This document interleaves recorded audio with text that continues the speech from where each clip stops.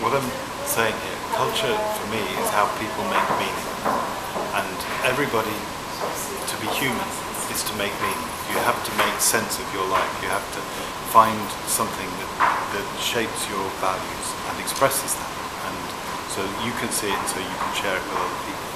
Now, the argument, if you take a democratic perspective, it's about saying everybody needs to be able to represent themselves rather than only be represented by others. So in our cultural life there are marginalized groups who are talked about but never get to speak for themselves. I mean, a good example in contemporary unfashionable people, people with mental health problems, gypsies, travellers, young people who largely get described by other people, get talked about by other people.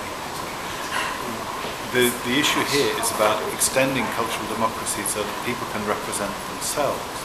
And that's why it's a democratic issue, because democracy is a process. It's not something that happens merely, it's not an institution or something that happens every 4 years when you get to vote. Democracy happens in all of the interactions between the different forces and agents within a democratic society. And people being able to speak on their own behalf to represent themselves in that context is fundamental. So my argument was simply that if you see the issue about who's not part of our cultural life as a democratic one rather than as a matter of diversity, then you have a very different perspective.